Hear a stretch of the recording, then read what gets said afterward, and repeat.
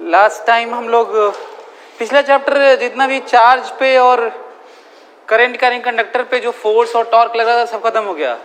कहीं भी एप्लीकेशन होगा तो वो आप लोग कर सकते हैं। अब हम लोग पढ़ते हैं magnetic field due to current या मैग्नेटिक इफेक्ट ऑफ करेंट या magnetic field due to current carrying conductor, सब एक ही बात है।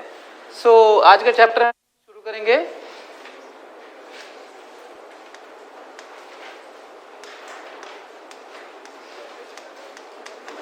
Magnetic field due to current.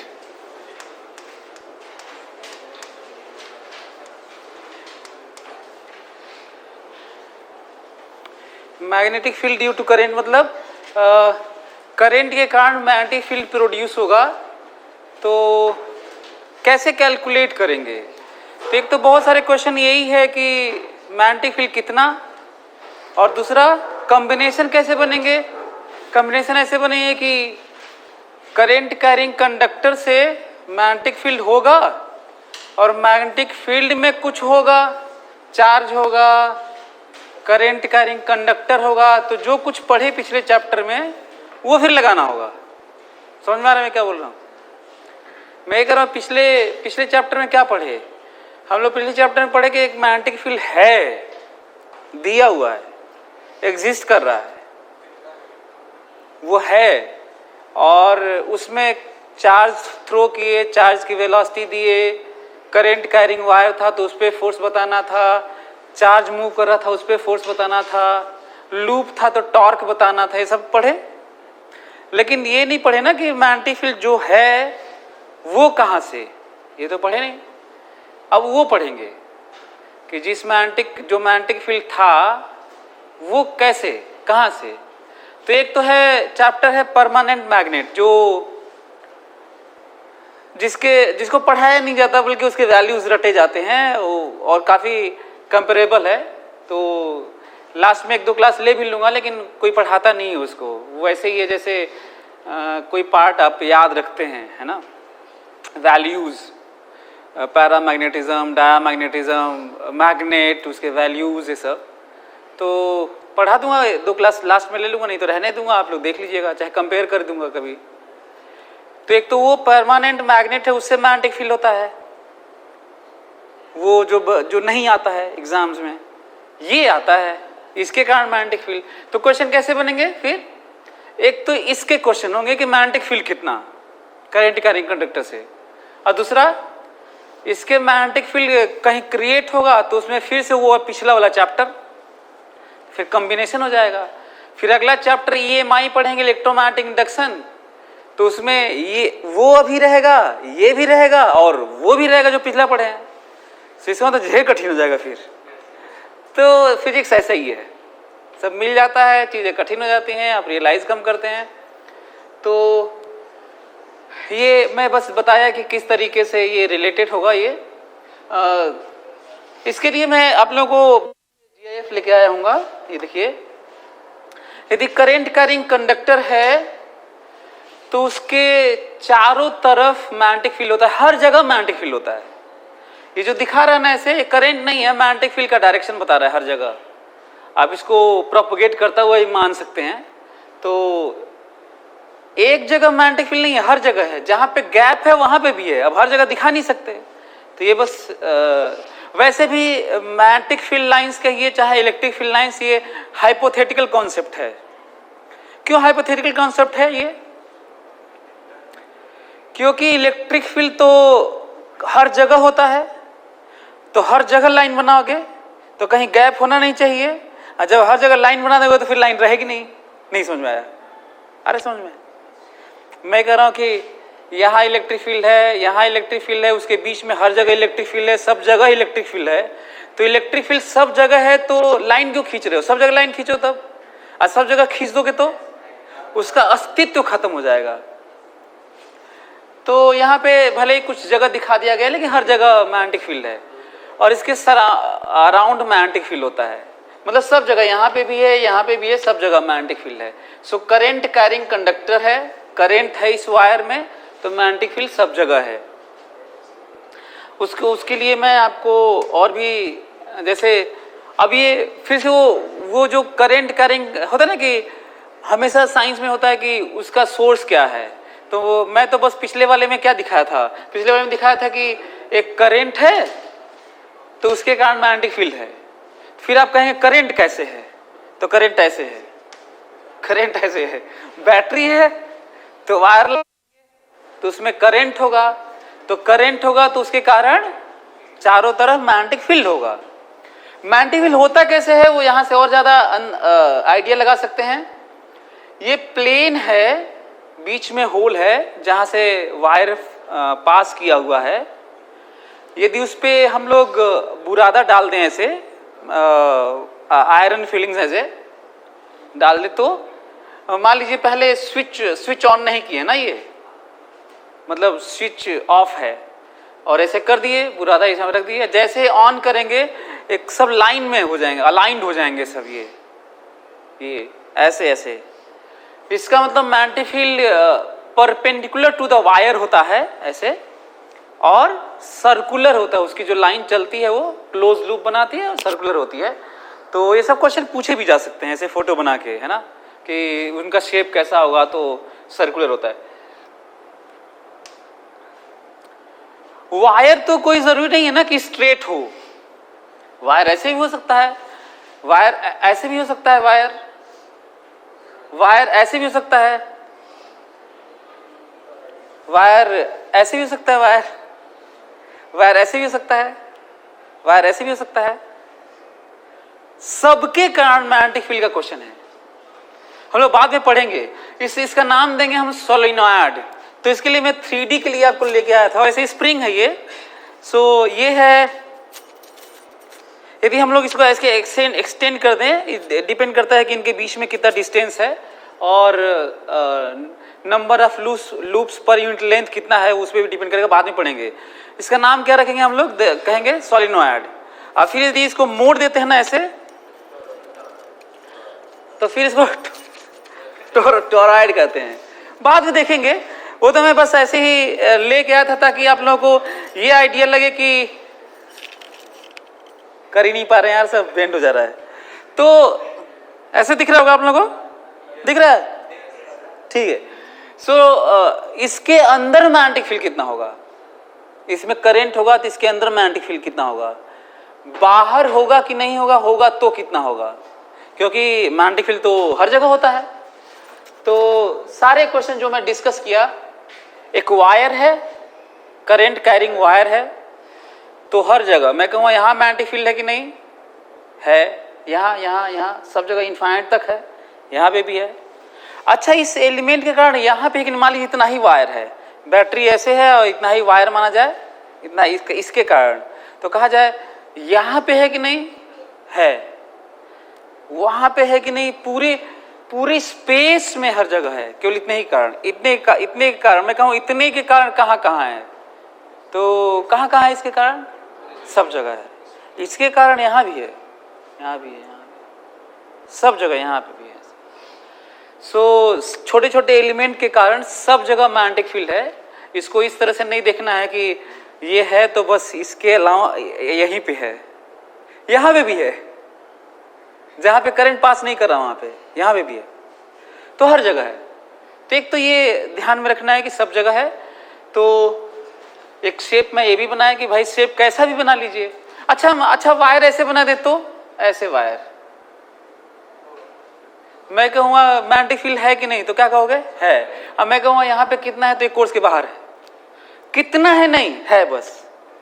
सो कितना है, ये वाला कहाँ पे होगा, जहाँ पे हम पा सकते हैं, कितना है, हम वो वही पूछेगा ना जहाँ पे हम पा सकते हैं। और कहाँ पे पा सकते हैं, सिमेट्रिकल चीजों में, straight wire, loop, toroid, circle, centre का एक्सिस। लेकिन एक्सिस के बगल में भी तो होगा ही ना, कोर्स में नहीं है, क्यों नहीं कोर्स में है, फील्ड तो है, निकाल नहीं सकते, कोर्स से बाहर हो जाएगा वो। तो एक ये है कि चीजें रहते हुए भी, ये तो इलेक्ट्रोस्टैटिक में भी रहा होगा नहीं, कि इलेक्ट्रिक फील्ड तो हर जगह होता है, बहुत सारे चार्ज होंगे, सब अजीब इस तरह का डिस्ट्रीब्यूशन होगा कि निकाल ही नहीं सकते, ये भी होता ही है। तो ये है जो आपको ध्यान रखना है। फिर से वो जो मैं आपको सेंस दे रहा था कि ऐसे है, चाहे शुरुआत में सेकेंड वाले पे दिखाया था, वही है ये कि यदि करंट कैरिंग कंडक्टर है तो उसके अराउंड इलेक्ट्रिक और मैग्नेटिक फील्ड होता है, उसके अराउंड, और उसका जो प्लेन होता है, जो लाइंस होती हैं वो वायर के परपेंडिकुलर होती हैं, क्लोज होती हैं, सर्कुलर होती हैं, यदि स्ट्रेट वायर है तो ऐसे। तो ये सब ध्यान रखना है। इसके आगे हम लोग ये देखो फिर से वही सोर्स और ये प्लेन तक ये आपको आइडिया लगे। इसमें करंट यदि देखो, करंट यदि ऐसे जा रहा होगा, करंट ऐसे जा रहा होगा तो फील्ड कैसे होगा, ऐसे होगा। इसमें ऐसे जा रहा होगा तो उलट गया होगा ऐसे। ये देखो जब ऑफ है ये मतलब करंट नहीं है, एक मैग्नेटिक नीडल है ना। इसको आप डिपेंड करता है कि डायरेक्शन कैसा है। यहाँ पे मैग्नेटिक नीडल ऐसे है, जैसे ही करंट फ्लो होगा तो इसके अंदर तो मैग्नेटिक फील्ड होगा, बाहर भी होता है। उस बाहर के कारण मैग्नेटिक फील्ड के कारण अलाइंड हो जाएगा। किसके अलोंग अलाइंड हो जाएगा? जिसके अलोंग मैग्नेटिक फील्ड होगा, मैग्नेटिक फील्ड होगा S2N ऐसे। ये साउथ पोल है, ये नॉर्थ पोल है, और ऐसे अलाइंड हो जाएगा। तो यदि कहा जाएगा कि इसमें जैसे करंट फ्लो करेंगे तो कितना टर्न करेगा, स्टेबल हो जाएगा। जब कितना टर्न करते हुए स्टेबल होगा तो 90 डिग्री है। किसके अलोंग होगा तो ऐसे इसका अपना मैग्नेटिक फील्ड इसके अलोंग होगा। ये वही वाली बात है जो मैग्नेटिक डाइपोल मोमेंट पढ़े थे, याद करो। नहीं पढ़े थे कि डाइपोल मोमेंट कैसे डिफाइन करते हैं कि that tries to align along a magnetic field, है ना, जो S2N होता है। वो तो आगे और भी आएगा वैसे। फिर वही जो भी मैं बता रहा था, यदि इसमें करंट अभी नो करंट तो मान लो जो कंपास है इसको ऐसे हम लोग किए हुए ना, ऐसे सब एक ही तरफ है। ऐसे जो अर्थ वाला होगा हल्का सा जो मैग्नेटिक फील्ड होता है, मान लीजिए साउथ नॉर्थ ऐसे है तो कंपास वैसे ही रहेगा, सब एक तरफ रहेंगे। जैसे ही पास करोगे करंट, ये उसके अलोंग अलाइंड हो जाएगा जिसके अलोंग मैग्नेटिक फील्ड है। ये सब डिस्कवरी के हिस्से हैं जो मैं आपको समझा रहा हूं, है ना, कि जैसे करंट पास किए तो करंट पास करते ही ये देखो करंट पास करते ही अलाइंड हो जा रहे हैं, फिर उसके बाद फिर करंट हटाने में फिर वो अर्थ वाले मैग्नेटिक फील्ड के अलोंग हो जा रहे हैं। वही सेम इसमें थोड़ा इंटरेस्टिंग दिखेगा कि ऐसे करंट होगा ना तो मैग्नेटिक फील्ड ऐसे होगा, और करंट ऐसे कर दोगे ना तो मैग्नेटिक फील्ड ऐसे हो जाएगा। कितना इंटरेस्टिंग है। इंटरचेंज नहीं लग रहा है कि जैसे इंटरचेंज हो जा रहा है। तो यदि करंट हम लोग ऐसे कर देंगे तो मैग्नेटिक फील्ड सेंटर पे ऐसे हो जाएगा, यदि करंट ऐसे कर देंगे तो मैग्नेटिक फील्ड ऐसे हो जाएगा। सो इंटरचेंजेबल टाइप का आपको अक्सर दिखा करेगा, है ना। ये सब मैं आपको विजुअलाइज रियलाइज करने के लिए बताया, जो लेके आया था। अब वो पढ़ते हैं जो हम लोग को जरूरत है, क्वेश्चन वाला। एक दो साइंटिस्ट थे जिनके नाम पे एक कैलकुलेशन आया था, बायोट-सैवर्ट, नाम सुना है? बायोट-सैवर्ट लॉ 1820 में इन लोगों ने बहुत पहले, मतलब जब इफेक्ट देख रहे थे तब ये लोग कैलकुलेट किए। दो साइंटिस्ट कोलिग्स थे ये लोग। तो और ये हिस्टोरिकल डिस्कवरीज में टॉप पे इन सब का इन लोगों का भी नाम आता है, क्योंकि ये मामूली बात नहीं था डिस्कवर करना वो लॉ। सो कोई भी करंट एलिमेंट है उसका हर जगह मैग्नेटिक फील्ड होता है, यही नहीं सब जगह मैग्नेटिक फील्ड होता है। हर छोटे छोटे एलिमेंट का सब जगह होता है। अब फिर इसको आप ऐसे भी कह सकते हैं कि सारे एलिमेंट का सुपरपोजिशन प्रिंसिपल, सबका अपना अपना फील्ड जितना होगा सब ऐड हुआ होगा वेक्टोरियली, तो जितना होता होगा। तो एक छोटे से एलिमेंट का जो वैल्यू है, एक छोटे से करंट एलिमेंट का किसी जगह, यही नहीं यहाँ पे भी है, इस एलिमेंट का हर जगह है, और अगले वाले एलिमेंट का भी यहाँ पे है। उसके अगले वाले एलिमेंट का भी है, इस एलिमेंट का भी यहाँ पे है, एक करंट कैरिंग वायर है। अजीब सा शेप लिया हूं तो हमें छोटा सा एलिमेंट लेना पड़ेगा ना। सो बायोट सावर्ट लॉ जो आगे ये देखो जो dB differential magnetic field calculate करने का जो तरीका है वो बायोट सावर्ट लॉ से ही हम लोग डिफाइन करेंगे। फिर से ये ऐसे किया गया है कि इसके अलोंग करंट है डीएल, फिर इसके अलोंग पोजीशन वेक्टर है, तो ये बताएगा फील्ड किधर है। फिर हम लोग ऐसे नहीं करेंगे, ऐसे करेंगे, हाथ किस पे रखेंगे, करंट पे, करंट की तरफ। और ये अच्छा करंट पर हाथ रहेगा, वहां पे मत हाथ रख देना जहां पे पाना है मैग्नेटिक फील्ड। एक हाथ कहाँ रहेगा, ये किधर रहेगा, करंट की तरफ। तो जहां पाना होगा उसको डायरेक्ट करना, जैसे यहाँ पाना है तो ये डायरेक्ट, यहाँ पाना है तो ये डायरेक्ट, यहाँ पाना है तो ये डायरेक्ट, करंट तो इधर ही है ऐसे।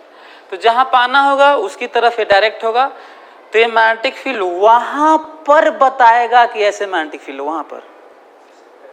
तो ये कहिए चाहे ये कहिए, दोनों एक ही बात है ना।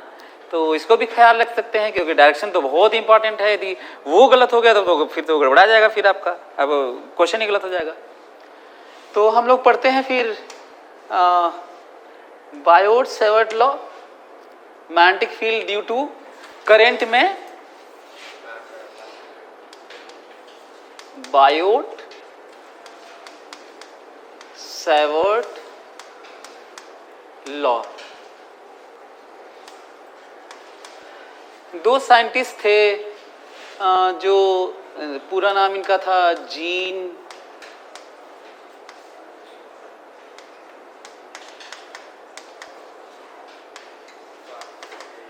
बायोट एंड फेलिक्स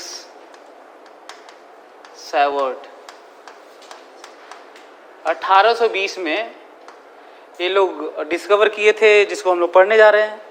छोटे में इतना लंबा लंबा नाम है कि छोटा बायोट सावर्ट है, बीच में डैश मतलब सेपरेट है, दो साइंटिस्ट का नाम है। कई बार झटके में लगता होगा कि एक ही का नाम होगा शायद, ये ऐसा तो नहीं है था, आप लोग को लग रहा था कि एक ही का नाम है, एक ही नाम लग रहा था लोगों।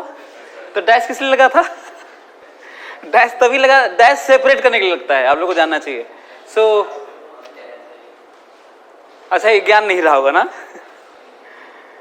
तो 1820 में ये लोग डिस्कवर किए थे एक करंट एलिमेंट से मैग्नेटिक फील्ड निकालना है, इन लोगों की जो डिस्कवरी थी। तो लॉ लिखे, फिर लिखिए,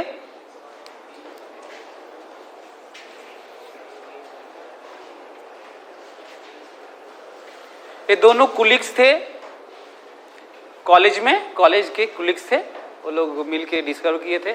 और आपको एक और इंफॉर्मेशन देती हूँ, हालांकि जरूरत नहीं है, फिर भी मैग्नेटोस्टैटिक केस में ही हम लोग एम्पियर्स लॉ आगे पढ़ेंगे, वो लगा सकते हैं, बायोट सावर्ट लॉ लगा सकते हैं, केवल मैग्नेटोस्टैटिक केस में। मतलब कोई करंट फिक्स है और कहीं पे मैग्नेटिक फील्ड निकालना है, स्टैटिक स्टेट है, तो आप ये सब लगाएंगे, आएगा।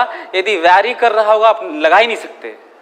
तो ये भी इंफॉर्मेशन बच्चों को कम ही रहता है, किताब में सब लिखे भी नहीं है बहुत ज़्यादा इसके बारे में, बहुत ज़्यादा के लिखे ही नहीं है, तो आपको जानना चाहिए। वैसे कोर्स में है नहीं, लेकिन फिर भी बस ऐसे ही मैग्नेटोस्टैटिक का मतलब एक करंट फ्लो कर रहा है तो आपको कहीं बताना है, तो सब स्टैटिक स्टेट में फील्ड है। यदि करंट वैरी कर लेंगे फिर दिक्कत हो जाएगी। क्लियर? सो करंट एलिमेंट से हम लोग को इसे लिखो Biot Savart law. Biot Savart law states that Biot Savart law states that magnetic field at a point,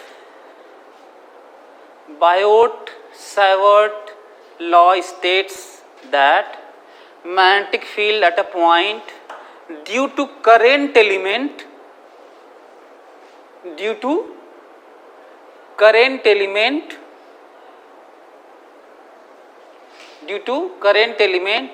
is directly proportional to the current is directly proportional to the current, comma, length of current element, directly proportional to the current, comma, length of current element, and sine of angle between, and sine of angle between direction of current, sine of angle between direction of current and position vector of a point, and position vector of the point from current element, position vector of the point from current element, and inversely proportional to the square of, and inversely proportional to the square of distance between current element and point, and inversely proportional to the square of distance between current element and point. ये state किया है, Biot-Savart का statement है ये, जिसको use करके बहुत भारी चैप्टर इसको कर सकते हैं। हालांकि सबसे बड़ा EMI तो इसलिए हो जाता है क्योंकि पीछे वाला सब ऐड हो जाता है ना। आगे वाले चैप्टर उतने बड़े नहीं होते जितने लगते हैं, उसकी अपनी जो थ्योरी होती है वो तो छोटी होती है, पीछे वाले ऐड हो जाते हैं इसलिए बड़े हो जाते हैं। रोटेशनल सबसे टफ क्यों है?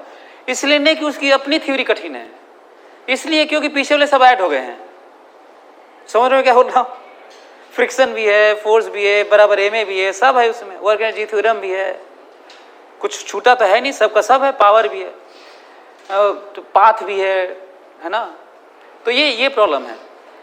उसी तरह इसमें भी है, ये अपने आप में बहुत बड़ा चैप्टर है। कहने के लिए तो बायोट-सावर्ट वाला पढ़ते ही इसका ये वाला ओवर हो जाएगा, ऑलमोस्ट ओवर हो जाएगा ये, लेकिन जो एप्लीकेशन है वो बड़ा डरावना होगा, इतना बहुत बड़ा होगा, फिर आपको इमेजिन करके सोच के करना होगा। फिर तो देखते हैं वैल्यू कितनी आती है इसकी ना।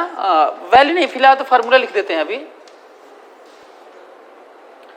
यदि ये यहाँ पे करंट एलिमेंट ले लें हम लोग, ऐसे ये करंट एलिमेंट है जिसका लेंथ dl है और करंट I है ना, करंट I है। और यदि आप अच्छा किसी भी कर्व सेक्शन का छोटा सा पार्ट लोगे तो स्ट्रेट लाइन तो होगा ही। तो यदि कितना भी कैसा भी कर्व क्यों ना हो, आप छोटा सा डिफरेंशियल लेंथ लेंगे तो स्ट्रेट लाइन बिहेव करेगा ये। यदि कोई कहता है कि यहां पे इसके कारण केवल इसके कारण इस पॉइंट P पर बताइए मैग्नेटिक फील्ड कितना है। अच्छा दोनों में अंतर है, मैग्नेटिक फील्ड कितना है ये बताइए, और केवल इतने के कारण मैग्नेटिक फील्ड बताइए, दोनों में अंतर है ना। मैं कहूँ मैग्नेटिक फील्ड तो आपको नेट बताना होगा, फिलहाल मैं इसके कारण पूछ रहा हूँ। करंट तो हर जगह है, सबके कारण होगा। कितने छोटे छोटे इस तरह के डिफरेंशियल एलिमेंट होंगे, इनफाइनाइट होंगे। कितना भी छोटा सेक्शन लोगे उसके इनफाइनाइट छोटे छोटे एलिमेंट होंगे। तो बायोट-सावर्ट लॉ के अनुसार जो मैग्नेटिक फील्ड है वो किसके प्रोपोर्शनल है? I के प्रोपोर्शनल है और किसके प्रोपोर्शनल है? हाँ, लेंथ ऑफ करंट एलिमेंट के प्रोपोर्शनल है और किसके प्रोपोर्शनल है? साइन थीटा के प्रोपोर्शनल है। What is theta? करंट का डायरेक्शन यही है इस एलिमेंट में, और ये पोजीशन वेक्टर ना,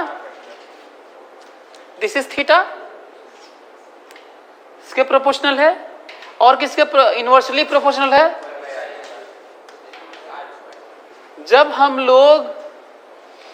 हम लोग इसको कंबाइन करते हैं तो हम लोग को पता चलता है कि dB किसके प्रोपोर्शनल हुआ? I dl sine theta by r square. I dl sine theta by r square मतलब इतना है नहीं, प्रोपोर्शनल है। जैसे ऐसे मल्टीप्लाई करते हैं तो जब इस तरह का सारा वेरिएशन हम लोग कर, अच्छा प्रोपोर्शनलिटी कैसे चेक करते हैं मालूम है आप लोगों को? ये कैसे पता चलता है कि इसके प्रोपोर्शनल है?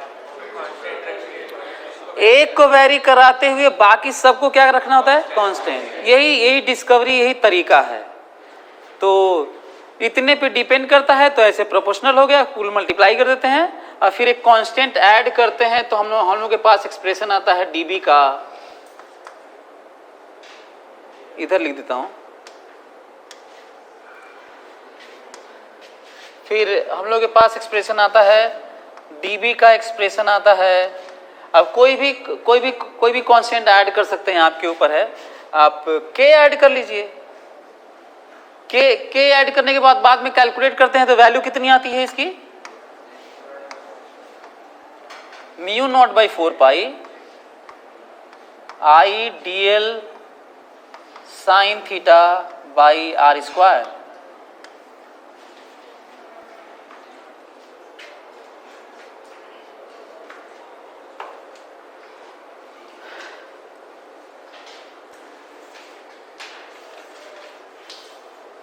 ये वैल्यू है, ये डिफरेंशियल मैग्नेटिक फील्ड है जिसकी वैल्यू है।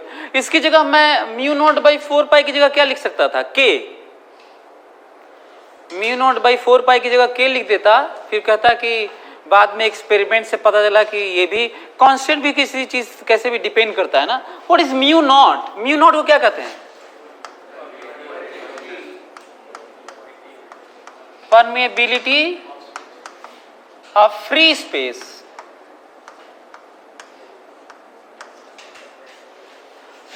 परमेबिलिटी ऑफ फ्री स्पेस और मैग्नेटिक कांस्टेंट।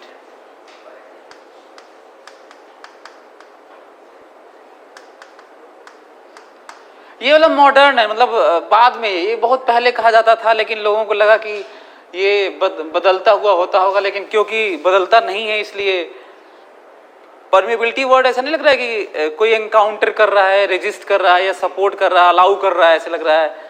तो फ्री स्पेस वाला तो कांस्टेंट है, वो तो ऐसा कुछ करता नहीं है। यदि आप कोई मीडियम कर देंगे तो बदल जाएगा, सो इसलिए इसको मैग्नेटिक कांस्टेंट कर दिए, साथ में मीडियम के लिए कुछ और ऐड कर लेंगे, है ना। तो ये नया अब कम ही किताबों में दिया गया क्योंकि बहुत लेटेस्ट ये जो वर्ड आया मैग्नेटिक कांस्टेंट, फिर भी आपको आप जान सकते हैं कि दोनों कहते हैं। और फिर भी what does it mean permeability of free space? यदि यही मैं मान के चलूं तो क्या है ये?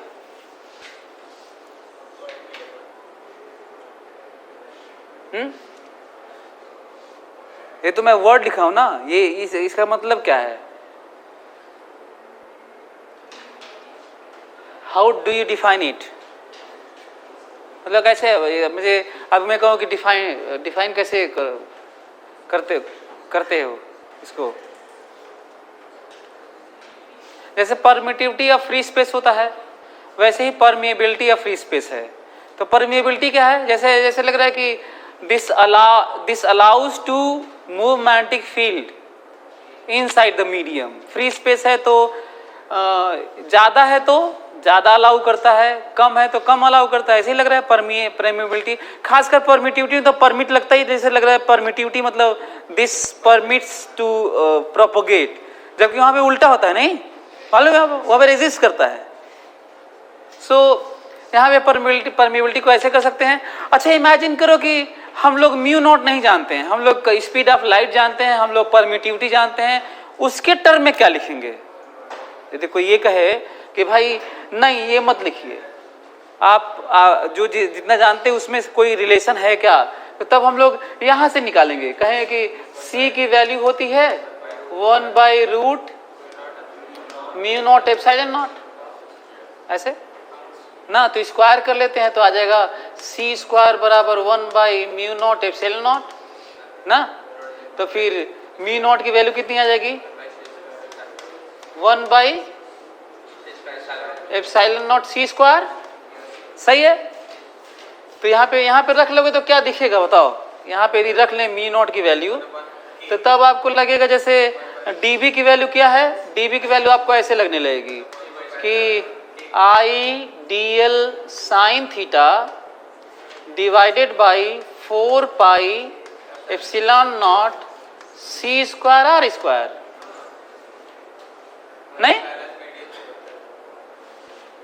मैं यदि आपसे कहूं कि इस करेंट का मैग्नेटिक फील्ड बताइए in terms of permittivity of free space, not permeability of free space, तो भी तो लिख दिया। तो ऐसा नहीं हो कि कहीं ऑप्शन में यही ना चेक कर ले, which of following expression is right, पता चला यहाँ ये दिया ही नहीं है, ये वाला आप करें कुल गलत था सर, एक को सही नहीं था, चारों के चारों गलत, दिया ही नहीं था वो सही, तो गड़बड़ है। मतलब आप ऐसे नहीं, चीजें कैसे रिलेटेड हैं। मैक्सवेल ने आगे क्रांति ला दिया था जब इलेक्ट्रोमैग्नेटिक वेव लाए थे, किस तरीके से सी इन सब से ऐड हुआ था, वो सरप्राइजिंग था। आप लोगों के कोर्स में मैक्सवेल का नाम कम इसलिए दिखता है क्योंकि हायर एजुकेशन में बड़ा नाम है उनका। आप लोगों के कोर्स में एनएलएम ज्यादा दिखता होगा, Newton's laws of motion, naked eye वाला, जो हम लोग को खुली आंखों से देख सकते हैं, वो वाली चीजें ज्यादा साउंड करती होंगी। और मैक्सवेल की थ्योरी किसके लिए है? इनविजिबल वर्ल्ड के लिए, मिस्टीरियस वर्ल्ड के लिए, जो अभी तक वेल नोन नहीं है। क्या वेल नोन नहीं है? फोटोन, उसके ऊपर बड़ी थ्योरी है, इलेक्ट्रोमैग्नेटिक वेव, लाइट। तो आप लोगों के कोर्स में कम है, मॉडर्न में थोड़ा बहुत मिलेगा, लेकिन फिर भी उतना तो नहीं मिलेगा। सो मैक्सवेलियन करेक्शन कहा जाता है कि जो भी मैं बोला था कि मैग्नेटोस्टैटिक केस में ये सब अप्लाई करेंगे, वही करेक्शन मैक्सवेल किए हैं बाद में, कि यदि वैरी करेगा तो फिर आप करेक्ट करना होगा उसको, इसके लिए सही नहीं होगा फिर।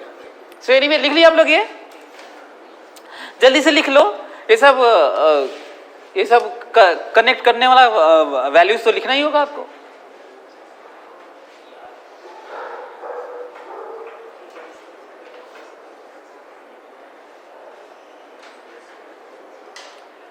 वे भी लिख लो। Unit of magnetic field is tesla. किस नाम से आया था ये टेस्ला, मालूम है आप लोगों को? Nikola Tesla. So unit of magnetic field is Tesla. तो क्या म्यू का डायमेंशन बता दोगे तुम लोग? म्यू का डायमेंशन बताओ।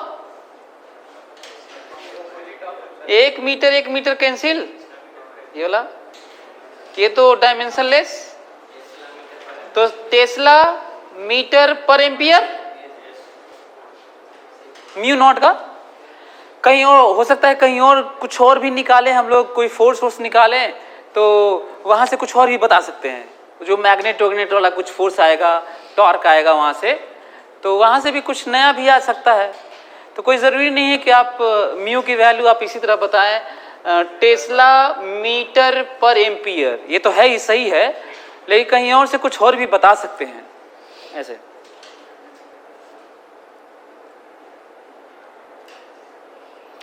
अब हम लोग वेक्टर फॉर्म लिखते हैं, क्योंकि ये जो मैं कुछ बताया और लिखा, ये केवल मैग्नीट्यूड की बात की है। मतलब यहां पर इस एलिमेंट के द्वारा मैग्नेटिक फील्ड का मैग्नीट्यूड कितना है, वही सब ये बात हुई है। और क्योंकि मैग्नेटिक फील्ड वेक्टर क्वांटिटी है, तो हमें डायरेक्शन तो बताना पड़ेगा। डायरेक्शन वो जो मैं आपको दिखाया था कि ऐसे करेंगे, चाहे ऐसे मैं कहा था कि मैं ऐसे यूज करूंगा जो आप भी करेंगे, तो फिर वो वाला एक्सप्रेशन लिखते हैं। So vector form of this magnetic field, differential magnetic field is this. Vector form dB vector is equal to mu naught by 4 pi I dl cross r divided by r vector ऐसे cube. कुछ लोग, अच्छा मैं यदि ये arrow नहीं लगाता ना, ये एरो नहीं लगाता तो 2 डंडा भी नहीं लगाता, ऐसे लिख देता r क्यूब। अब एरो लगा दिया हो तो मॉड, तो आपके ऊपर है, आप एरो बिना लगाए डंडा लगाया पर r क्यूब लिख लीजिए, आपके ऊपर है।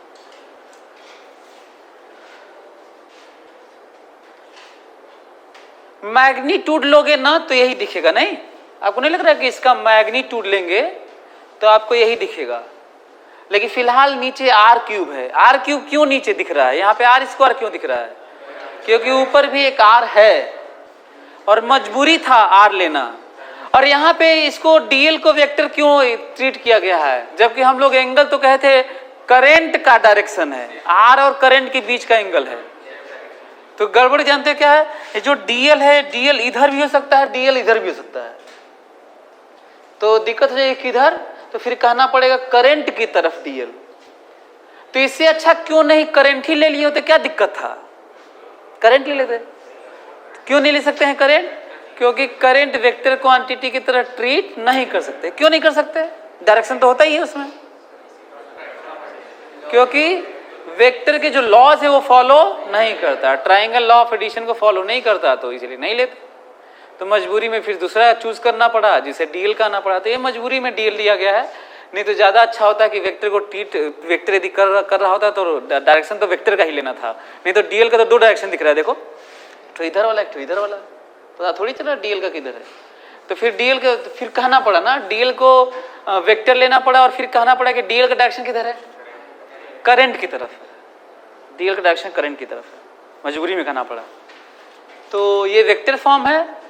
वेक्टर फॉर्म में यदि कोई डीएल किसी के अलोंग दिया हो IJK में और किसी दूसरी जगह पूछा गया, कहीं करंट में एक पोजीशन दिया है कि दिस इज डीएल वेक्टर, अजीब सा कोई है, और उसका डीएल वेक्टर का अलाइन, जो जिसके अलोंग अलाइंड है वो दिया है अलग से, और उसका अपना पोजीशन दिया है अलग से, और कहीं अजीब से पोजीशन पर मैग्नेटिक फील्ड पूछ रहा है उसके कारण, तो आपको क्या करना होगा मालूम है, आपको डीएल के रिस्पेक्ट में उसका निकालना होगा, मतलब that position vector minus this position vector.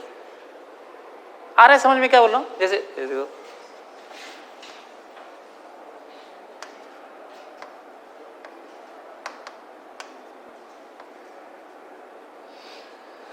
यहां पे ना, मैं डीएल देखो इधर है, अलग वेक्टर दिया है, डीएल का पोजीशन वेक्टर अलग दिया है, अब पाना कहीं और है। जानते हो क्या करना होगा, ये मत सोचना, ऐसे ऐसे मत लगाना, ऐसे मत लगाना, तुम्हें वेक्टर फॉर्म लगाना होगा, नहीं तो नहीं आएगा। क्यों नहीं आएगा, क्योंकि 3D आप इमेजिन कर ही नहीं सकते। केवल आपको क्या करना होगा, ये फार्मूला लगाना होगा जो दिख रहा है, ये वाला डीएल की जगह रखना होगा सीधा, और आर की जगह जानते हो क्या रखोगे, this final r minus r naught, ये वाला। क्लियर हो रहा है तुम लोगों को, तभी तो ये ना आर है, ये आर क्या है, करेंट एलिमेंट से पोजीशन है उस पॉइंट का, ना कि ओरिजिन से है। तो यदि मैं कहूं कि इसके लिए यदि मैं लिखूं तो फिर ऐसे लिखना होगा,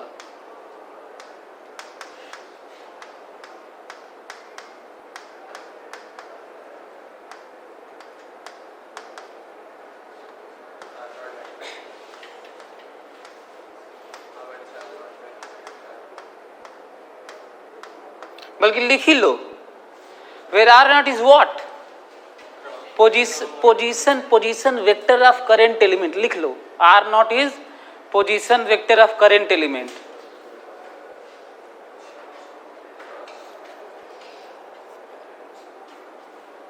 फोटो भी बना लो कि ये है आर नॉट, ये है आर नॉट, और ये है आर।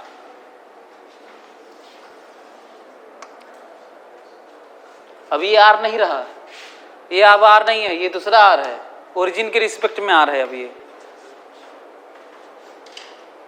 अब वो करंट एलिमेंट से आर नहीं है, वो ओरिजिन से आर है।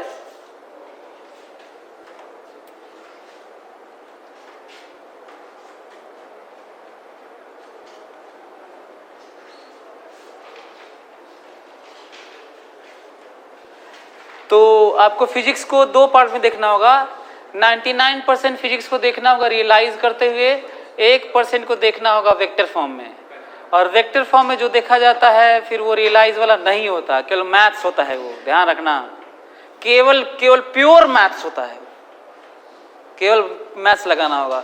यदि मैं सब दे दूं तो 99% जो हम लोग क्वेश्चन अब करेंगे उसमें हम लोग सोचेंगे, लेकिन 1% जब ऐसा होगा ना तो उसमें नहीं सोच पाओगे, तुम्हें मैथ्स ही लगाना होगा, फार्मूला लगाना होगा सीधा।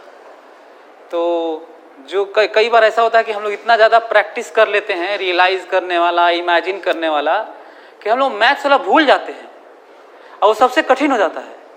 जैसे इमेजिन करो मैं दे दूं डीएल का कह दिया कि डीएल लेंथ इज मिलीमीटर दे दिया, 2i minus 4j minus 3k, लेकिन ये तो बड़ा बड़ा लग रहा है, तो बगल में लिख दिया माइक्रोमीटर बाहर इतना बड़ा सा करके।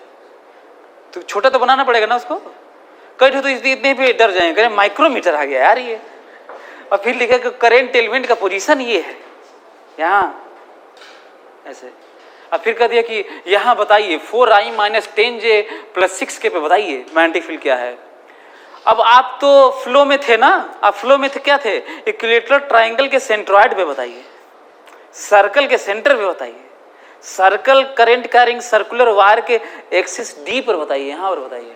यही सब प्रैक्टिस में थे। आ गया ये, प्रैक्टिस तो किए नहीं थे, आपका यही दिक्कत हो गया। निकाले कैसे, इमेजिन कर रहे हैं आप, इमेजिन हो ही नहीं सकता, कोई नहीं कर सकता भाई, ये निकाल ही नहीं सकते आप बिना फार्मूले के, फार्मूले लगाना होगा सीधा। तो ये एक है। सो अब हम लोग ये एक जनरल फॉर्म के बाद क्या करना होगा हम लोग को, स्पेसिफिक, जिस पे क्वेश्चन बनते हैं। तो लिखिए magnetic field due to straight current,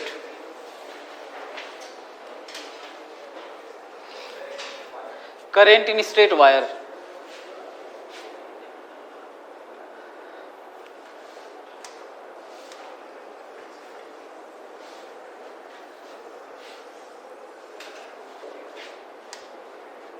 magnetic field due to current in straight wire.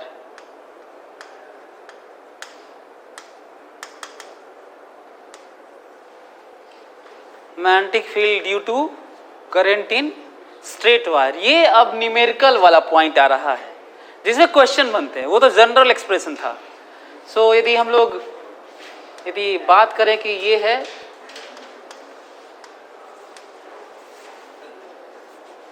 और कहे कि आपको यहाँ पे बताना है फील्ड, बताना है यहाँ पर इस पी पॉइंट पर ना, पी पॉइंट पर फील्ड बताना है। लिमिटेड लेंथ का है ये, लिमिटेड लेंथ का है, जहाँ पे दूरी है इस वायर से, इसकी दूरी है d दूरी है, इस वायर की दूरी d है और करेंट I है और यहाँ मैग्नेटिक फील्ड बताना है। मैग्नेटिक फील्ड, अच्छा मैं आपको बताना भूल गया, करंट वाला डायरेक्शन बताया था, फिर से याद दिला दूं। यहाँ पे करंट बताना है तो कहाँ पे हाथ रखेंगे, करंट पे, इसके अलॉन्ग, और हाथ करंट पे होगा और पोजीशन जहाँ पाना है वहाँ पे होगा, ऐसे मतलब उसको दिखाना होगा कि हाँ वहाँ पाना है, यहाँ पाना है, ऐसे है ना, ऐसे अंदर उधर पाना है, तो ऐसे दिखाना होगा। तो ये डायरेक्शन बताएगा, थंब का डायरेक्शन बताएगा, मैग्नेटिक फील्ड का डायरेक्शन यहाँ नहीं बताएगा, वहाँ बताएगा। तो बताओ वहाँ पे मैग्नेटिक फील्ड किधर है, अंदर है। क्लियर हुआ? तो यदि मैं कहूँ कि यहाँ पे करंट इधर है ना, ऐसे करंट इधर है, तो यहाँ पे मैग्नेटिक फील्ड किधर है, ऐसे, यहाँ पे किधर है, ऐसे, यहाँ पे किधर है, ऐसे। आपको नहीं लग रहा कि ऐसे होगा, ये इमेजिन कर पा रहे हैं? जैसे मैं कहूँगा कि यहाँ पे किधर है करंट, ऐसे है तो ऐसे, यहाँ पे ऐसे। क्लियर? तो इस चैप्टर का यही है कि हम लोग अपने हाथ को करंट पे रखेंगे, उस एलिमेंट का देखेंगे किधर है, ये थंब बताएगा, वहां पे बताएगा, भले ही यहाँ पे दिख रहा होगा, वहां पे बताएगा कि फील्ड किधर है। तो फील्ड यहाँ पे अंदर है,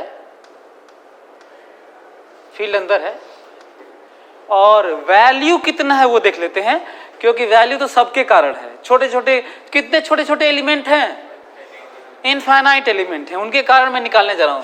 तो एक जनरल सा एलिमेंट लिया, देखो तो जनरल सा एलिमेंट देखो, ये लिया मैं जनरल सा एलिमेंट लिया जिसका लेंथ कितना है dl और जनरल दूरी कितनी है इसकी l। ये इंटरेस्टिंग है, जब चीजें बदल रही होंगी दूरी के अनुसार, कॉन्टिन्यूअस वेरिएशन है, क्योंकि जब दूरी बदल रही है सबकी, तो जब कॉन्टिन्यूअस वेरिएशन होता है कहीं अरेंजमेंट में, इस तरह का इफेक्ट में, तो इंटीग्रेशन होता है, वही मैं करने जा रहा हूं। और इंटीग्रेशन का तरीका है कि आपको एक जनरल एलिमेंट लेना होगा, जनरल एक्सप्रेशन लेना होगा, फिर इसको इंटीग्रेट करना होगा। तो मैं इसे, अच्छा मैं कहीं से भी ले सकता था, यहाँ से ले सकता हूँ, यहाँ से ले सकता हूँ, यहाँ से ले सकता हूँ, कहीं से भी ले सकते हैं। और उसमें ये भी देखना होता है आसान कौन सा है, तो आसान तो ये लग रहा है थोड़ा सा, यहाँ से फिर यहाँ चले जाएंगे। वैसे आप कहीं और से भी ले सकते हैं, ऐसा नहीं है। ये पोजीशन जो एल लिया गया है, तो एल दूरी पर डीएल लेंथ है और एल वेरी करेगा, है ना। सो ये रहा पोजीशन,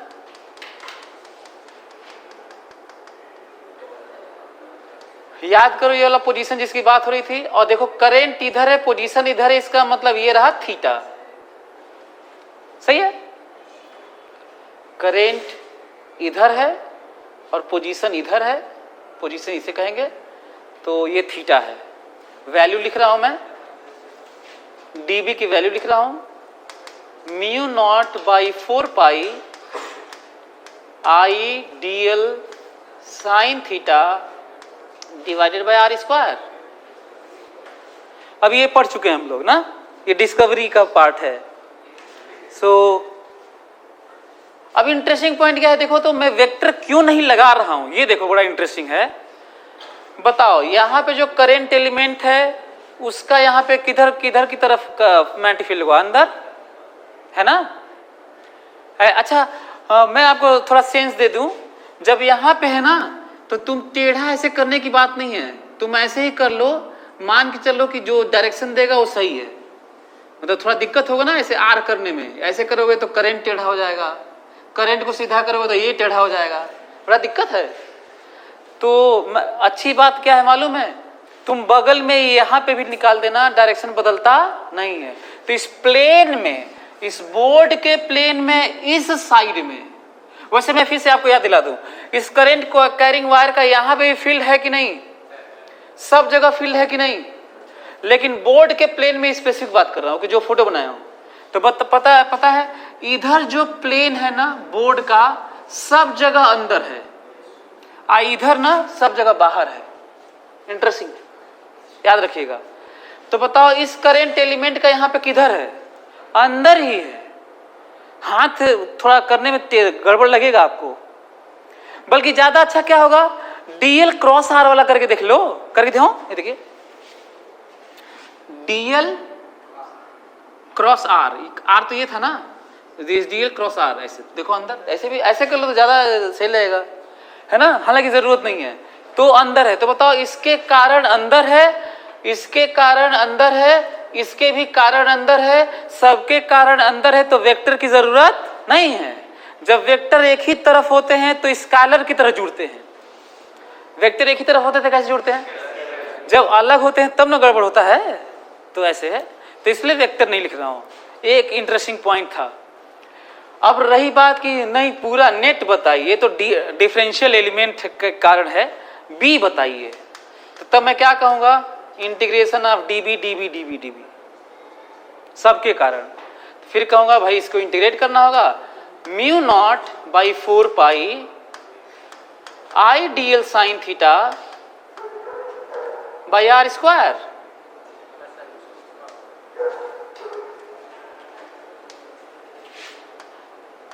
बाई आर स्क्वायर। क्या क्या वेरिएशन लग रहा है, नोटिस करो तो, एक तो थीटा बदल रहा है, आर बदल रहा है, एलिमेंट अलग है, कुछ ज्यादा ड्रामा हो गया, नहीं लग रहा है आप लोगों को।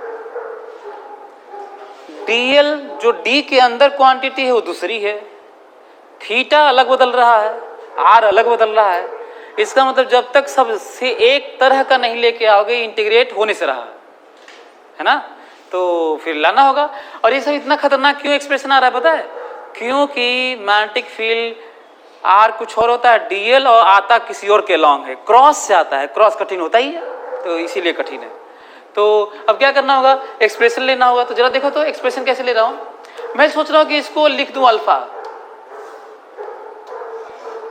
इसको अल्फा लिख देते हैं, और साथ में कॉट अल्फा डिफाइन करते हैं। कॉट अल्फा बराबर बताओ, अच्छा ये फिक्स है ना, ये तो डी फिक्स है, तो वेरिएबल तो एल है ना, तो कॉट अल्फा कितना बताओ, एल बाई डी, सही है। Cot alpha is equal to l by d.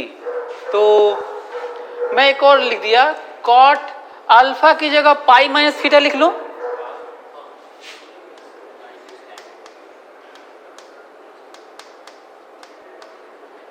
तो minus cot theta is equal to l by d. So l बराबर कितना हो गया? Minus d cot theta. सही है? हाँ, क्योंकि आपको डीएल लिखना है यहां पर, तो take d both side, d दोनों साइड ले लेते हैं।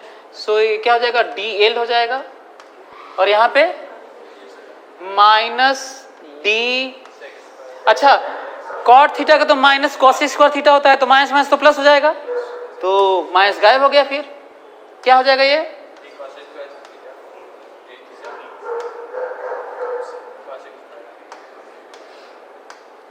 Cosec square theta d theta. अच्छा, जिन बच्चों को ये थोड़ा अजीब सा लगता होगा ना ये, तो बल्कि तुम लोग कैसे लिखो इसकी जगह डीएल बाई डी थीटा करो ना। जिन बच्चों को कई बच्चे सोचते हैं ना ऐसे कि ये डी कैसे ले लिए, कई लोगों के साथ ये प्रॉब्लम होती है, डी लेने में दिक्कत होती है, क्योंकि वो मैथ से भी डिफ्रेंशिएशन ही पढ़ते हैं, डी तो लेते नहीं कहीं, तो ये प्रॉब्लम होती है। तो इसको क्या करो? डिफ्रेंशिएट करो थीटा के रिस्पेक्ट में। तो डीएल बाई डी थीटा कितना होगा? कॉट थीटा का माइनस कॉसेक स्क्वायर थीटा होगा, तो माइनस माइनस तो प्लस हो जाएगा, तो क्या हो जाएगा? D is D, this is what? Cosec square theta, फिर डी थीटा इधर मल्टीप्लाई कर लो, ऐसे भी ना। तो वैल्यू रख लेते हैं आप, जो अभी रखे हैं हम लोग।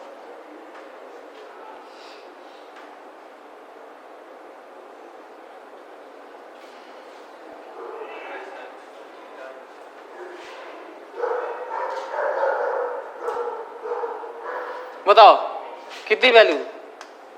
Mu naught by 4 pi, mu naught by 4 pi I sine theta, तो साइन थीटा है ही ना, साइन थीटा। डीएल की जगह क्या लिखूं? D cosec square theta d theta divided by r ना, ये डिवाइडेड बाई आर स्क्वायर ना। तो आर की वैल्यू कितनी है बताओ? आर की वैल्यू कितनी है? यदि ये आर है तो आर की वैल्यू हम लोग किससे निकाल सकते हैं? ये अल्फा से तो निकाल ही सकते हैं। तो हाँ, साइन अल्फा कितना? साइन अल्फा बराबर डी बाई आर। सही है? साइन अल्फा बराबर, अच्छा इसको लिख देते हैं साइन पाई माइनस थीटा लिख लेते हैं, डी बाई आर। सो यहां से आर कितना है बताओ? What is value of R? हाँ, डी कॉसेक थीटा। सही है, क्योंकि sine pi minus theta is sine theta ना, sine pi minus theta is sine theta. यहां से आर निकालो तुम्हें ये मिलेगा, आर निकालो ये मिलेगा। तो रख लेता हूं यहां पे। तो बताओ यहां पे क्या रखूं? आर की जगह डी कॉसेक थीटा का स्क्वायर।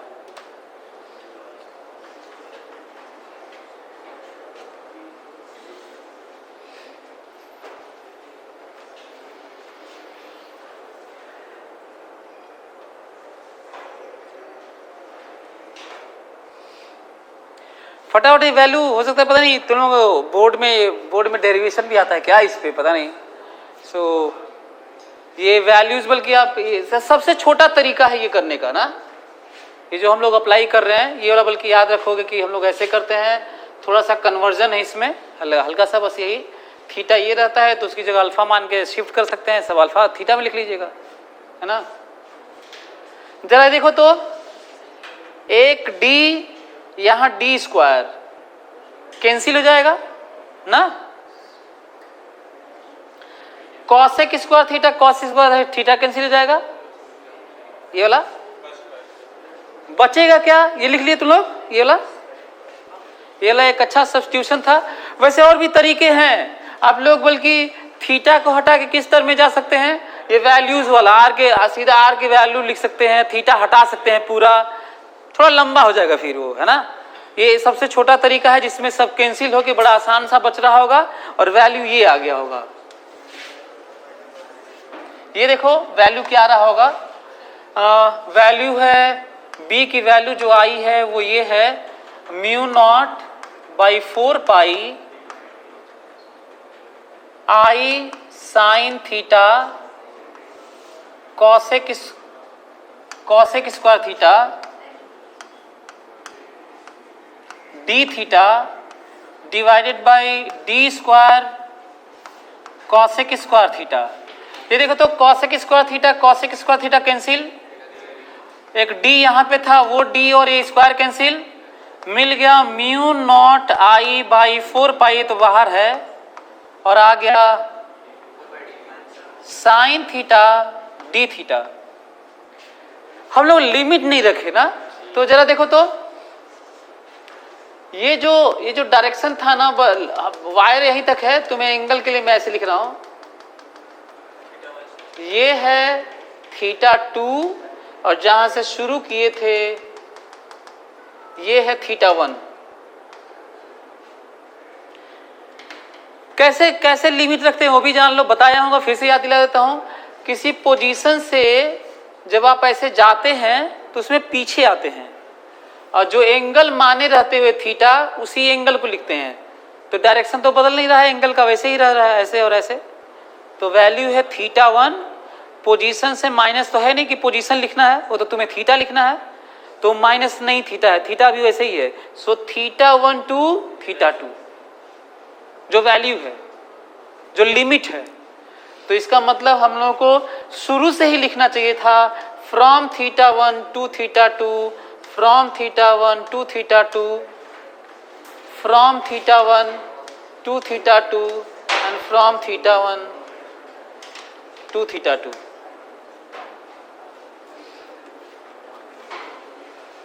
ये आ गया mu naught I by 4 pi minus cos theta from theta 1 to theta 2।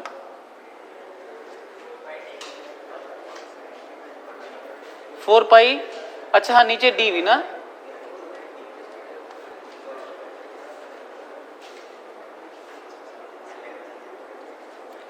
अब हम लोग का फाइनल रिजल्ट आने वाला है। ये देखो वैल्यू कितनी आ गई, बी की वैल्यू आ गई mu naught I by 4 pi D और इसमें आ जाएगा minus cos theta 2 minus cos theta 1। इसका मतलब finally b is equal to mu naught I by 4 pi D bracket में cos theta 1 minus cos theta 2।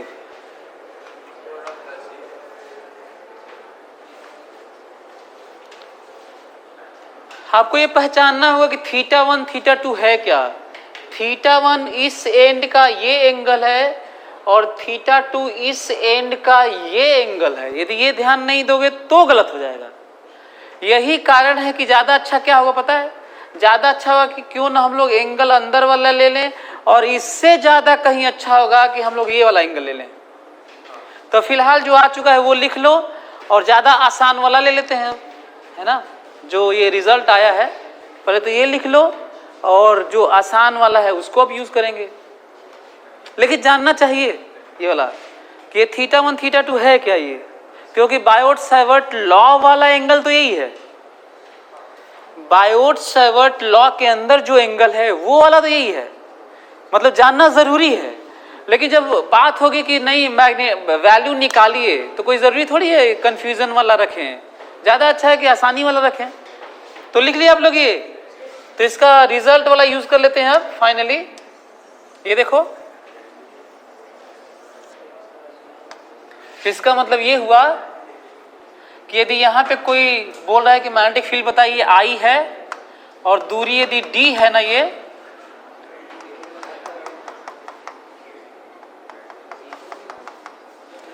यदि ये थीटा 1 है और ये थीटा 2 है तो जानते हो मैग्नेटिक फील्ड यहाँ पे कितना है? मैग्नेटिक फील्ड है यहाँ पर mu naught I by 4 pi D bracket में cos theta 1 plus cos theta 2। सही है? ये ज्यादा अच्छा है। अभी मत कहना कि सर ये प्लस माइनस दोनों कैसे सही हो गया, ये तो टेंशन नहीं हो रहा तुम लोगों को। अरे तो थीटा भी तो अलग अलग था। और सबसे आसान कौन सा वाला है जो मैं अब लिखने जा रहा हूं, तुम लोग इसको अप्लाई करोगे।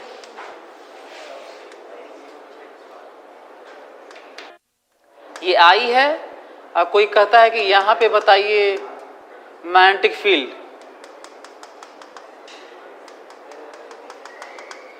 ये है थीटा 1 थीटा 2, चाहे अल्फा बीटा कर लें क्या? अच्छा थीटा 1 थीटा 2 इसलिए नहीं ले रहा हूं क्योंकि अल्फा बीटा ले लेता हूं। अल्फा बीटा लेने में फायदा ये होगा ना कि तुम लोग कंफ्यूजन नहीं होगा कि कभी साइन कभी कॉस कभी प्लस कभी माइनस, ये कौन सा ड्रामा हो गया। तो ज़्यादा अच्छा है कि अल्फा बीटा ले लेते हैं और ये वाला यूज करेंगे। और यहाँ पे बी की वैल्यू है mu naught I by 4 pi D bracket में है ये वाला इसलिए अच्छा है ना कि क्योंकि इसमें प्लस माइनस का कोई लफड़ा नहीं है। Sine alpha plus sign beta, हम लोग इसको यूज करेंगे। हम लोग ये वाला फाइनल जो आया है, अच्छा सब एक ही बात है, आप अल्फा बीटा शुरू वाले में लिख देंगे तो भी यही आएगा, कोई अलग नहीं आने वाला है। पर यूज हम लोग ये वाला करेंगे, साइन वाला।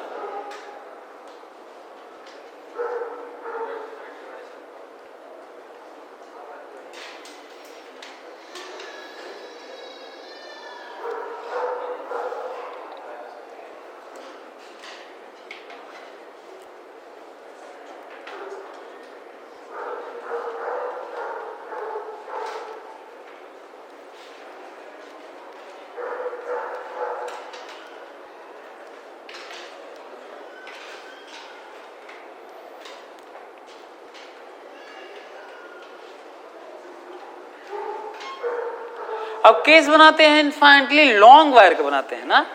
सो इनफाइनाइटली लॉन्ग वायर का अब तो हम लोग के पास रिजल्ट आ ही गया है, फाइनाइट लेंथ का ये है। अच्छा ये नोटिस करो, फाइनाइट लेंथ स्ट्रेट वायर का जो रिजल्ट आया है वो किस तरह का है? जो वायर से डिस्टेंस है वो वाला डी है,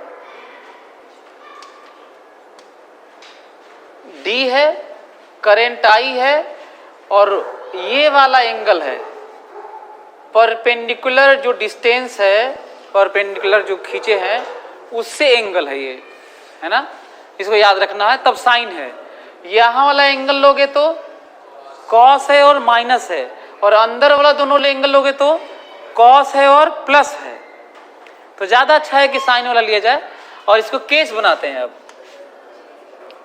केस जल्दी से लिखो, for infinitely long straight wire.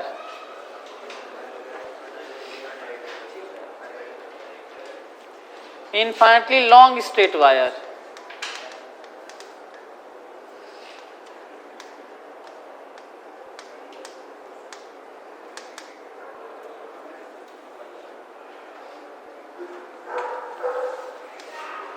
Infinitely long straight wire को कैसे लिखेंगे? देखो ऐसे, कितना इंटरेस्टिंग है।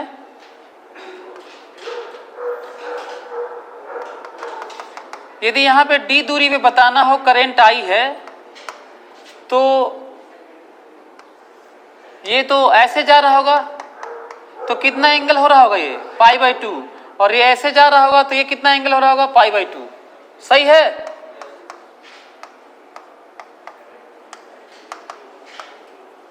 क्या इमेजिन कर पा रहे हैं आप लोग? इससे जो एंगल जा रहा होगा इनफाइनाइट के लिए, इससे एंगल कितना बनेगा? π/2। जितना ही लंबा होगा उतना ही बढ़ता चला जाएगा, तो इनफाइनाइट तक पहुंचना है। तो this is π/2 and this is π/2। So B की वैल्यू कितना लिखेंगे हम लोग यहां पर? Mu naught I by 4 pi D sine pi by 2 plus sine pi by 2, that is mu naught I by 4 pi D 1 plus 1, mu naught I by 4 pi D into 2। Finally जो result आया वो आया mu naught I by 2 pi D. So infinitely long wire both side, infinitely long wire, ये both side वाला है ये, क्योंकि infinitely long wire तो सिंगल साइड वाला भी होता है, सेमी इन्फाइनेटली, सेमी बोलते हैं। इसका मतलब हम लोग अब इसको याद रखेंगे, क्योंकि बहुत सारी जगह अब इसको यूज करेंगे हम लोग, जो रिजल्ट आया है इन्फाइनेटली लॉन्ग वायर का। अच्छा, न्यूमेरिकल के लिए हम लोग एक चीज भूल गए जो आपको बताना चाहिए था, म्यू नॉट बाई 4 पाई की वैल्यू ना, म्यू नॉट बाई 4 पाई की वैल्यू कितनी होती है? 10 टू पावर -7। यूनिट लिख लीजिएगा अलग से, एम के सिस्टम में SI यूनिट है ये। म्यू नॉट बाई 4 पाई की वैल्यू है 10 टू पावर -7, तो म्यू नॉट की वैल्यू कितनी हुई तब?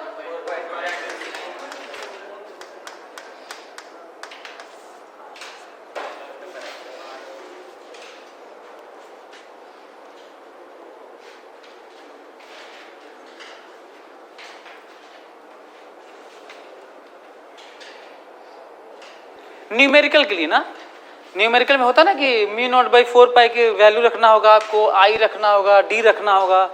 डी को सेंटीमीटर में होगा तो मीटर में रखना, मिलीमीटर में होगा तो भी तो भी मीटर में रखना, ऐसे करेंट एम्पियर में रखना, वैल्यू ये रखना, जो आएगा आएगा ऐसे। सेमी इनफाइनाइट, अच्छा सेमी इनफाइनाइट रहता है तो भी इनफाइनाइट ही होता है, नहीं लेंथ तो इनफाइनाइट ही रहता है तब भी, तो यदि उसका वैल्यू निकालें तो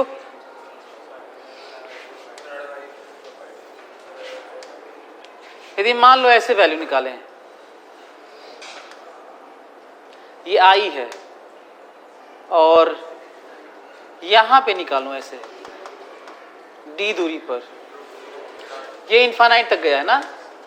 हाँ बताइए कैसे निकाला जाए? यहां पे मैग्नेटिक फील्ड कैसे लिखोगे? Magnetic field I by 4 pi D.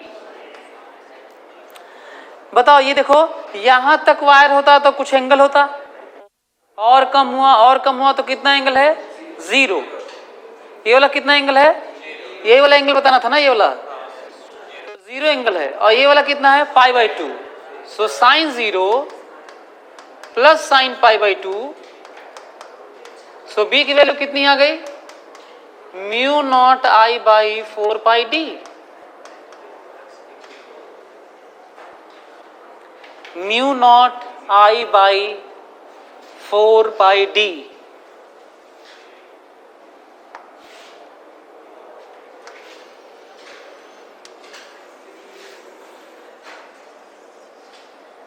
अच्छा मान लो ऐसे हो जाए तो, मान लो इधर इनफाइनाइट तक है, करंट आई है और यहां पे डी है और ये भी दूरी डी है, तो यहां पे कितना मैग्नेटिक फील्ड होगा बता सकते हो? हाँ? यहां मैग्नेटिक फील्ड ये भी डी है, यहां से है और ऐसे है ना, तो मैग्नेटिक फील्ड बता सकते हैं? ऐसे करना होगा ना आपको। ये कितना एंगल होगा? 45 डिग्री ना, और ये कितना एंगल होगा? 90 डिग्री। वैल्यू है B is equal to mu naught I by 4 pi D sine 45 degree plus sine 90 degree. कितना हो गया B की value? Mu naught I by 4 pi D 1 by root 2 plus 1।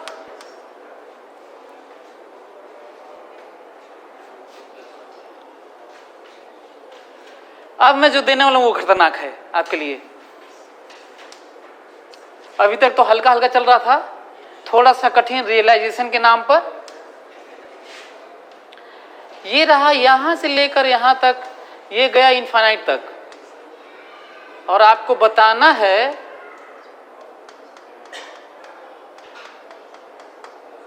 ये है डी और ये है डी, और यहां बताना मैग्नेटिक फील्ड। बताइए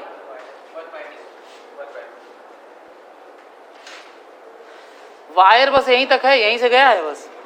और आपको बताया हूं कि मैग्नेटिक फील्ड तो हर जगह है। मैग्नेटिक फील्ड ऐसा नहीं ना कि जहां वायर है उसी के आसपास है। अरे मैग्नेटिक फील्ड वहां पे कहीं भी, हर जगह मैग्नेटिक फील्ड है। किसी भी वायर के कारण सब जगह मैग्नेटिक फील्ड होता है। बताइए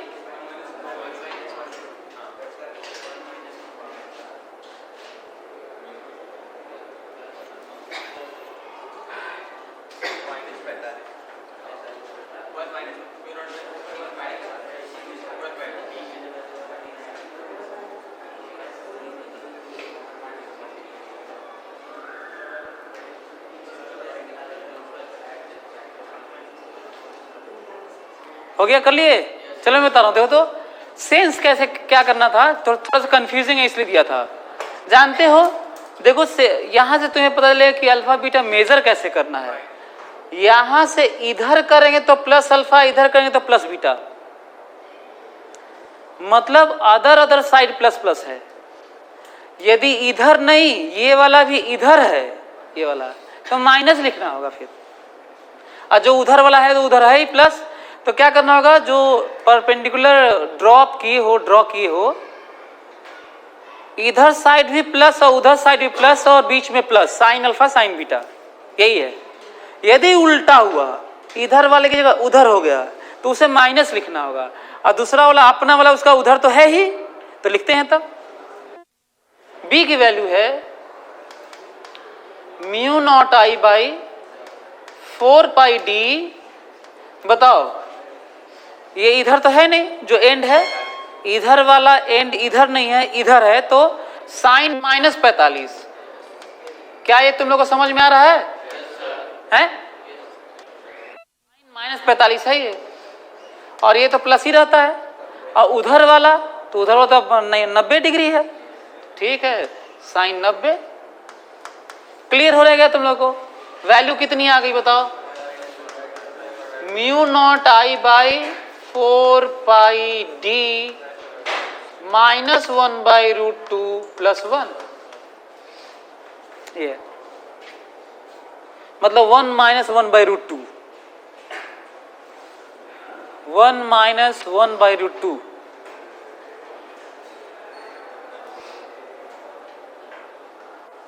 अब ऐसा वाला कर लोगे तुम लोग, अब ये उधर ही शिफ्ट हो जाएगा तो कोई दिक्कत नहीं होगा ना, है?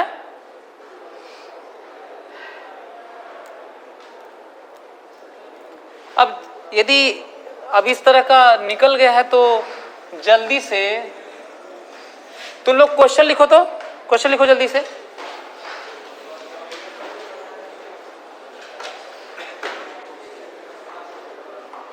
Find magnetic field, find magnetic field at the center of each loop. Find magnetic field at the center of each loop. पहला ए करंट है, इधर आई करंट है, दूसरा साइड लेंथ ए, करंट है आई, तीसरा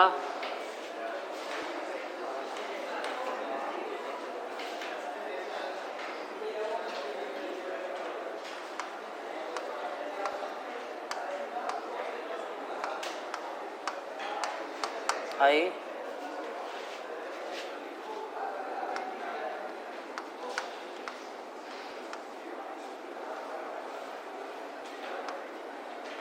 एनगॉन, रेगुलर एनगॉन है ना। रेगुलर एनगॉन समझते हैं आप लोग?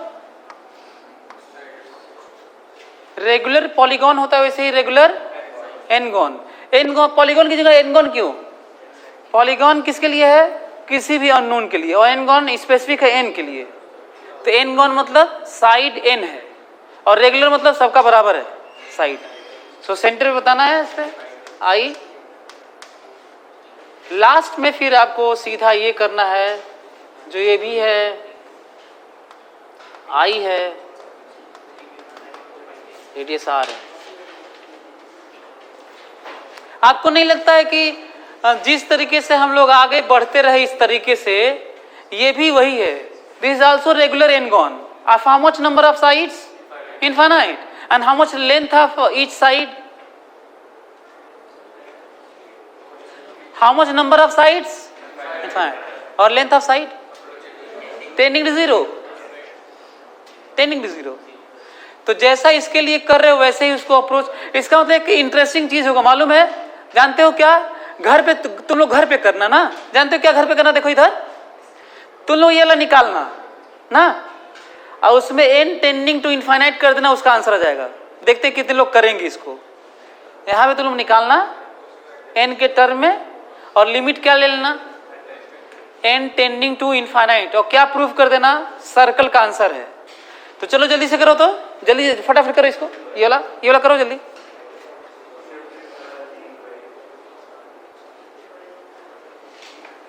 ये वाला अब तक हो जाना चाहिए था। पहला वाला हो गया, पहला वाला।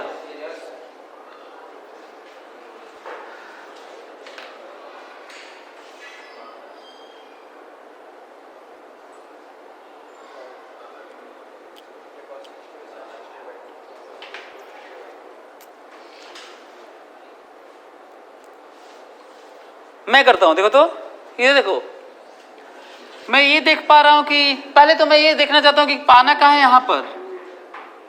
फिर मैं ये देखा कि इसका बाहर की तरफ फील्ड है, देखो तो बाहर, इसका बाहर, इसका बाहर।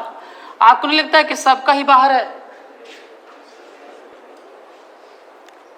फिर से देखो, मैं कह रहा हूं इसका फील्ड देखोगे बाहर है, इसका बाहर, ऐसे ना, तो सबका बाहर ही है और सिमेट्रिकली सबका सेम है। तो मैं ऐसे करने जा रहा हूं, देखो B is equal to 3 times. ये 3 टाइम्स क्यों कर दिया? क्योंकि जितना इसका उतना ही इसका, उतना ही इसका, सबका इधर, तो 3 टाइम्स तो 3 गुणे 1 का बस करें। क्या लिखूंगा? 3 म्यू नॉट आई बाई 4 पाई। जल्दी से बताओ ये दूरी कितना है? क्योंकि हमको दूरी तो ये चाहिए, हाँ? ए बाई 2√3 आता है।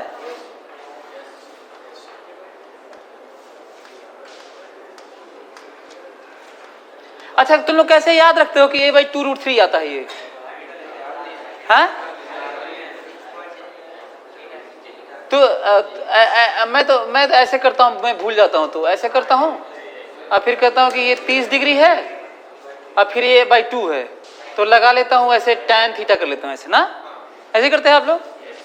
भूल जाओ तो ऐसे कर लो कि ये 30 डिग्री है, इसको x मान लो, ये बीच में है तो आधा है, तो tan 30 बराबर x बाई a बाई 2।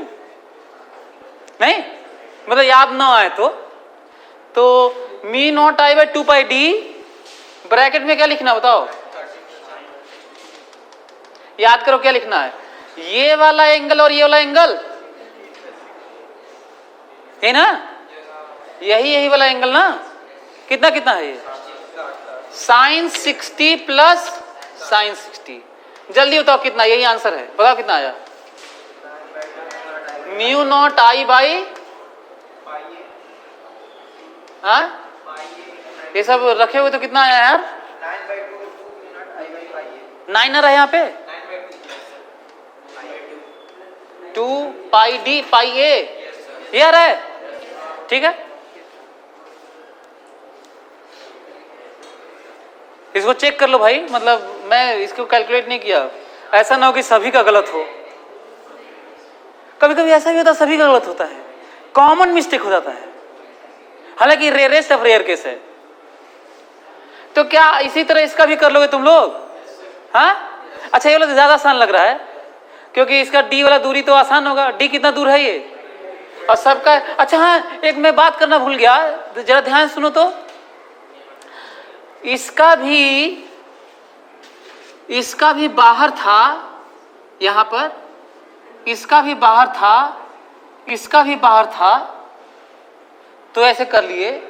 यदि मैं कहता नहीं यहां से यहां पे बताओ, यहां पर बताओ, कहीं और बताओ, ऐसे, तो ये किताबों में नहीं मिलेगा। क्यों नहीं मिलेगा? Beyond course. क्यों नहीं मिलेगा? Beyond course. तो यही वाला ठीक है। तब समझ में आ रहा है? अच्छा, मैं ये कह सकता हूं कि यहां बताओ, यहां बताओ, ये ठीक है, ये वाला अच्छा है। हालांकि किताब में दिया नहीं लेकिन पूछा जा सकता है, ये अच्छा है। कैसे पता है आपको? मैं बता दूं, एक अलग से जान लो, ध्यान से सुनो। तो किसी इसको कहीं से डिब्बे में बंद कर लो, किसी current carrying conductor state wire के लाइन के लॉन्ग 0 फील्ड होता है। लाइन पर कह लो चाहे लाइन के अलॉन्ग कह लो, कितना फील्ड होता है? 0 फील्ड होता है। अच्छा, कितनी अजीब सी बात है ना कि लाइन पर और लाइन के लॉन्ग 0, और जस्ट बगल में बात करोगे तो दिक्कत हो जाएगा, इनफाइनाइट होने लगता है। क्यों इनफाइनाइट होने लगता है? जस्ट बगल में वो डी वाला 0 होने लगता है ना, me not I by 4 by D वाला। तो कितना अचानक से चेंज है, डिस वैल्यू है। तो ये याद रहेगा आप लोगों को। अच्छा, कैसे प्रूव करेंगे कि 0 है? प्रूव कर लेंगे आप लोग? अच्छा, साइन थीटा 0, तो 0 बाई डी 0, परपेंडिकुलर डिस्टेंस, तो 0 बाई 0। नहीं समझ में आया क्या बोल रहा हूँ? अरे समझ में क्या बोल रहा हूँ? मैं कह रहा हूँ कि यहाँ पे चाहे यहाँ पर ना, तो आप क्या कहेंगे? Mu naught I by 4 pi D sine alpha plus sign beta ना। तो साइन अल्फा साइन बीटा के नाम पे आप यही कहेंगे ना कि यहाँ से वैल्यू 0 हो रहा है, चाहे यहाँ पे जो वैल्यू ले रहे होंगे साइन वाला, तो साइन वाला वैल्यू कितना हो रहा होगा? साइन वाला वैल्यू कितना लोगे? हाँ, पाई। हाँ, अजीब सा वैल्यू आ रहा है। जानते हैं इसकी वैल्यू कैसे आएगी? मैं बता देता हूं। इसकी वैल्यू फंडामेंटल से करना। कौन सा फंडामेंटल से? बायोट सेवर्ट लॉ से करना, तब तुम्हें 0 दिखेगा। कैसे 0 दिखेगा पता है? मैं बताता हूं आपको। जैसे तुम ऐसे करोगे ना, जो एंगल लोगी ये वाला, तो हमेशा म्यू नॉट आई डीएल होगा, म्यू नॉट आई होगा, डीएल होगा, और हमेशा साइन 0 0 मिलेगा, और दूरी 0 नहीं मिलेगा। वो आर स्क्वायर वाला, तो आई स्क्वायर 0, और ऊपर हमेशा क्या मिलता रहेगा? साइन 0 साइन 0, इसलिए 0। यदि ये वाला फार्मूला लगाने लगोगे तो तुम्हें दिखेगा ही नहीं। क्लियर हुआ क्या? तो ये अलग से बायोट सेवर्ट लॉ से आपको पता चलेगा कि 0 होता है। इंपॉर्टेंट पॉइंट है। तो अभी बताओ कि क्या अब आप लोग यहाँ पे एक कॉर्नर पे बता दोगे? बताओ इसके कारण कितना, इसके कारण कितना, तो इसके कारण तो निकाल ही लोगे अब। क्लियर हुआ? ये वाला भी निकाल लोगे अब, ये वाला निकाल लोगे, ये वाला नहीं निकलेगा। लेकिन अच्छा, फील्ड है। अच्छा, जल्दी से बताइए फील्ड किधर है? जल्दी बताइए। अच्छा ये बताओ कि भले ही कोर्स में फील्ड की वैल्यू नहीं है, पर फील्ड किधर है? ये है, बताइए किधर है? क्वेश्चन समझ में आया? अच्छा क्वेश्चन है। मैं क्वेश्चन ये पूछा हूं कि हम लोग ये तो नहीं निकाल पाएंगे कि फील्ड कितना है, लेकिन ये आपके कोर्स में किताबों में शायद मिल जाए। मैं तो नहीं देखा हूं, लेकिन अच्छा क्वेश्चन है। किधर है? ये अच्छा क्वेश्चन है। किस वाले नहीं, किस वाला क्या होता है? नेट होता है और क्या? बाहर है। हाँ, देखता हूं, मैं देखता हूं। जब मैं ऐसे किया तो बाहर है, और ऐसे किया तो अंदर है, और फिर ऐसे किया तो बाहर है। कैसे बताए थे आप लोग कि बाहर है?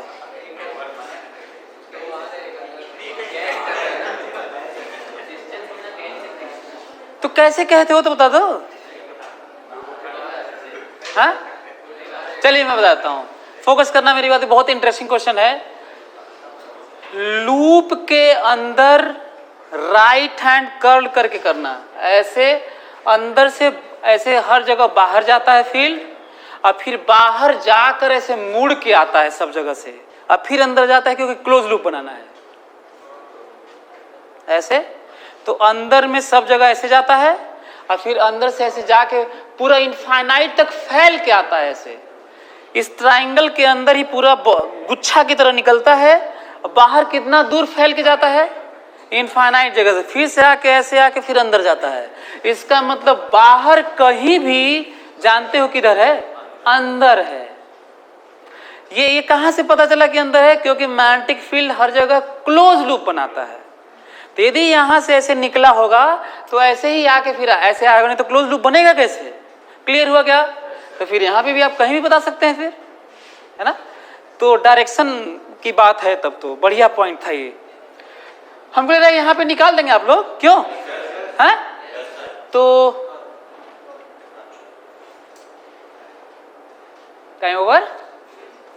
तो आप लोग इसको निकाल के लेके आइएगा, इसको निकाल के लेके आइएगा। और ये वाला क्या करना है याद है आप लोगों को? क्या करना है? एन के टर्म में निकालना है। जब आ जाएगा तो N tending to infinite, zero N tending to, N is number of sides ना, तो एन टेंडिंग टू इनफाइनाइट करके वैल्यू निकालना है और दिखाना है। अच्छा ये निकाले नहीं हम लोग, ये निकालना है, ये भी निकालना है, दिखाना है कि ये दोनों सेम हो जाएगा। यदि एन क्या हो जाएगा, टेंडिंग टू इनफाइनाइट हो जाएगा। तो आप ये करके आइएगा, अगले क्लास में बताता हूं। ठीक है, ओके, थैंक यू।